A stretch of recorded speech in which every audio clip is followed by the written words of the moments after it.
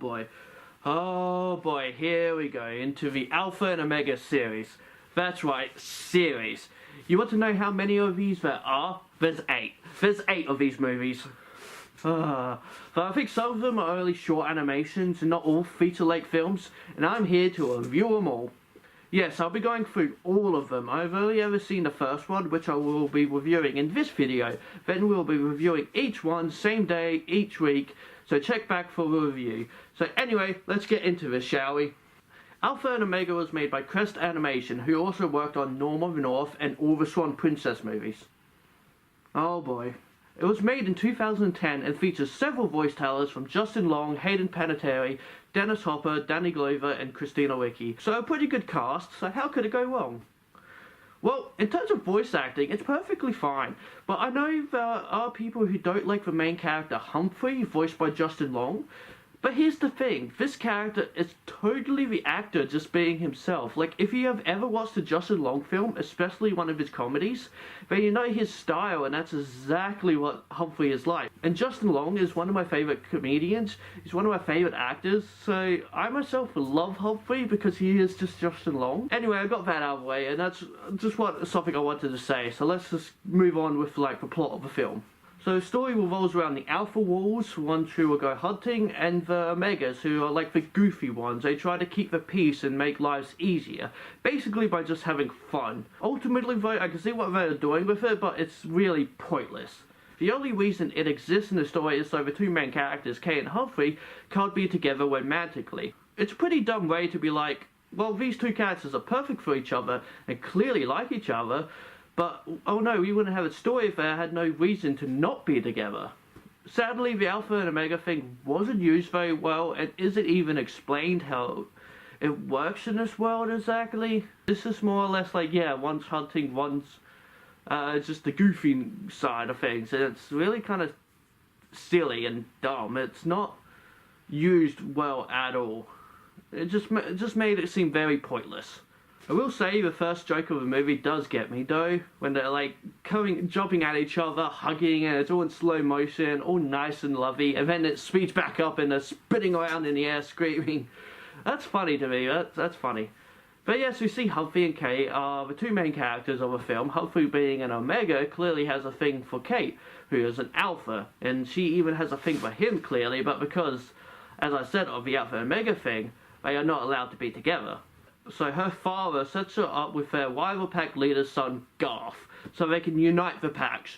She is okay with doing this to help the pack. Though I will say, I like that in the entire movie, Humphrey has a thing for Kate. Like, it's not one of those movies where it's like, ew, no way, no, we are just friends. The entire time he is into her, and that was obvious, and it was a nice change. So the way they have to unite the packs is at the Moonlight Howl. A scene not a lot of people like, because the big thing that divides people of this film is the wolves don't howl, they sing. Now honestly, I am perfectly okay with this because films have done worse. I mean, if you're gonna add singing, you might as well do it when they howl. I always hear people saying when their dogs howl, oh, they are just singing. So to me, I don't mind it, and there's a couple of good parts with it in my opinion, and used well enough that, like, in one part where they do howl was good and used well to add to the emotion of the scene. So anyway, it turns out that perfectly handsome, gorgeous Garth that would be mated to Kate does not howl very well. So she ends up making a quick exit and bumping into Humphrey. Here the two are shot with sleeping darts by humans, those scumbags, and are taken across country to basically to repopulate that area with new wolves. Oh my. Oh my. But of course they want to go home. Well, Humphrey maybe not. He looks pretty excited. But there will be war between the two packs if Kate isn't there, so there's this journey they go on to go home. So this is where the journey of the movie starts, bumping into different animals along the way, friendly and others not so friendly. It's your one-off-a-meal kids movie in the end, nothing special about it, and that makes it different besides the howling singing. Along the way they bump into Marcel and Patty, the two sidekicks kind of thing in the film. You know, they're the two random characters who are meant to be like the comedy relief of the film, but man, I hated them. They are the worst part of the film. Well, Patty is fine, Marcel is just annoying, and I simply don't like these two. So that's not a good thing about the film, in my opinion. I did not like them. Like, I can stand them, I just don't really understand the jokes or what they're going for. They're just not funny, so they just come off as annoying. They have throughout the movie these obvious 3D stuff they tried to do, which I think the animation they have could work with the 3D, so maybe I might have to see it if I can watch it in 3D. But a lot of the stuff they do is obvious for the 3D effect, and it does make things look silly. It makes the animation look worse than it actually is.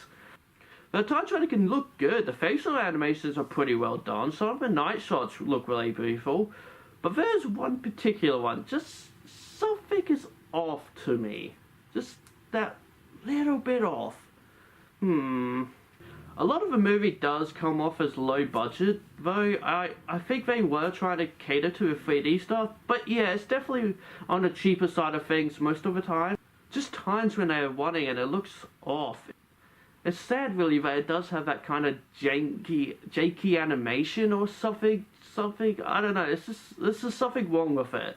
The models still hold up though, the models are still pretty well, decent enough. Though honestly my favourite parts of my film are with Garth and Kate's sister Lily. Totally not because we have the same hairstyles, no, not at all.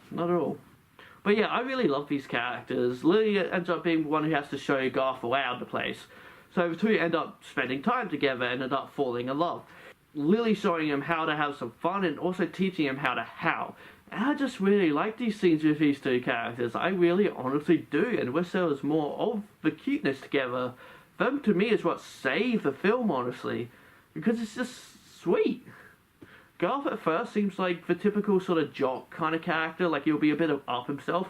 But no, he ends up being like this really sweet character. He ends up liking Lily, who is just this silly little alpha girl. I don't know, to me it's just nice to see the film take a break from their adventure and focus on these two. But not like the adventure isn't fun, it has its funny moments, like how a biker dude married a little Liberian girl. Showing that the oldest of couples can exist and be very happy together. There's some kind of subtlety there in the end, that's not just there to be funny. It's to show you alphas and omegas can be a thing, even if it just seems odd. And honestly, if that's like the message of the film, that like the oldest couples can be a thing, I appreciate that. That's cool. I get it. It's nice. But yeah, not really much else to say about this film. It's a pretty average movie in the end. Like, I know people are very split on this film. It's either one you hate or one you don't mind watching. Honestly, I don't mind this movie. I'm not sure why it gets the divided audience, honestly. Is it great? No, it's not a great film, but is it a good film? Yeah, I think so. So I'll give this movie a score of 5 out of 10 foxes. It's an average film, not perfect, not bad, but I still find myself enjoying it enough. I do think the animation can be odd and just not quite right. But I like this train scene, and with Garth and Lily out in the moonlight, I think it's when the animation shines the most and can look pretty. But I also don't like the side characters, but I like the main characters, and I don't mind the singing they did. So yeah, average movie, I think. So now, gotta watch the second movie. Oh joy. Oh joy. If you like this video, then give it a like and subscribe to my channel, because I'll love you if you do. Hit that bell icon, and this fox says, be who you want to be. And let me know down in the comments what you think of Alpha and Omega, and if you've watched like the other movies and such. Alright guys, bye for now.